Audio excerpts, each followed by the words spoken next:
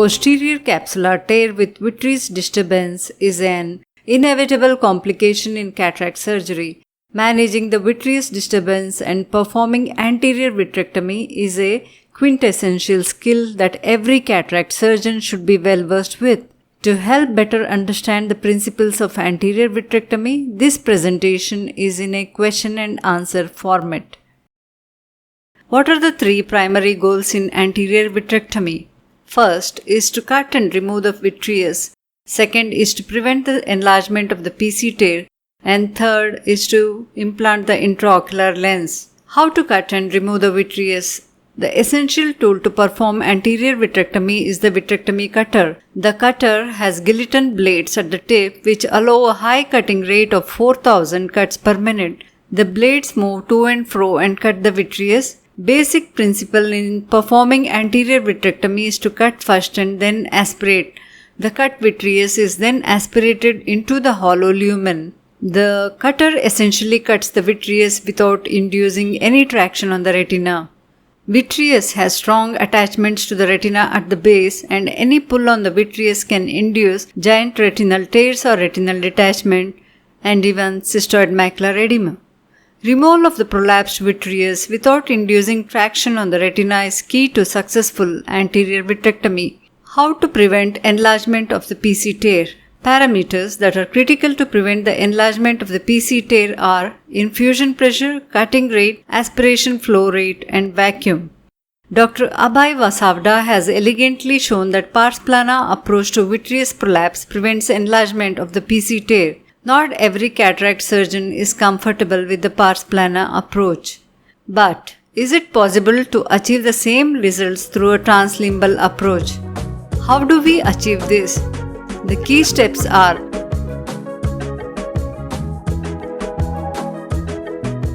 maintain the anterior chamber equilibrium throughout the surgery by injecting viscoelastic before withdrawing the instruments.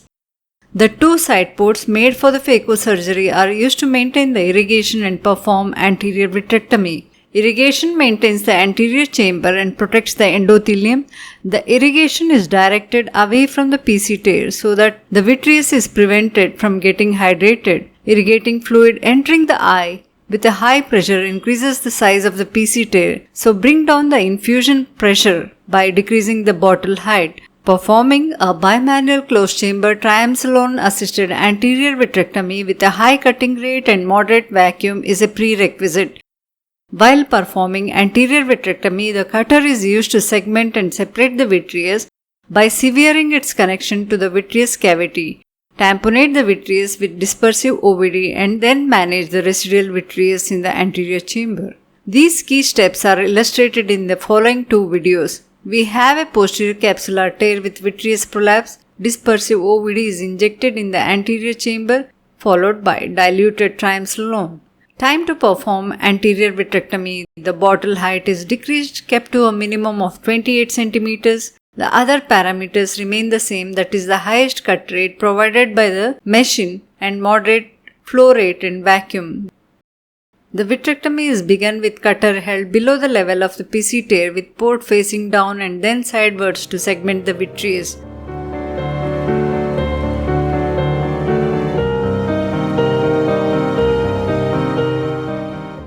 The port is then turned anteriorly to remove the vitreous from the anterior chamber. The bottle height is increased gradually as the vitreous and the viscoelastic is cleared. The cortex is removed only when the anterior chamber is free of vitreous. The planned IOL is placed in the bag. The size of the posterior capsular tear remains the same. Our goal of preventing the enlargement of the PC tear could be achieved. The second case has PC tear with a prolapsed vitreous. The anterior hyaloid is broken. This is seen as a ring within the PC tear. The anterior chamber is injected with OVD. The prolapsed vitreous is sneaking towards the side port, which is clearly visible by the striae radiating towards the side port.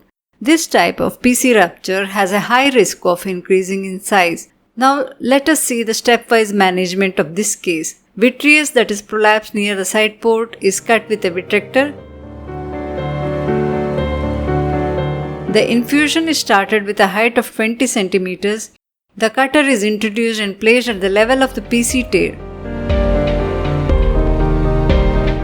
The bottle height is increased once the fluttering of the anterior chamber is noted, suggesting any chamber fluctuation or instability. The vitreous in and around the PC tear is cleared. This step helps in severing the connection of the vitreous with the anterior chamber. Gradually, the port is turned anteriorly and the prolapsed vitreous removed from the anterior chamber. The size of the PC tear remains the same.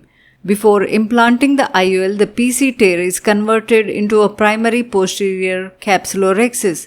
The planned single-piece hydrophobic lens is then implanted into the bag. To conclude, we can reduce the incidence of PC tear enlargement in translimbal anterior vitrectomy by following this 3-point approach. Maintaining the anterior chamber equilibrium at every step of the surgery. Decrease the infusion pressure as the anterior vitrectomy is begun. We need to remember that in the presence of a PC tear, the anterior chamber is in direct communication with the vitreous cavity. BSS entering the anterior chamber from a high bottle height has an instant access to the vitreous cavity. The sudden gush of fluid will extend the PC tear even before the vitrectomy has begun.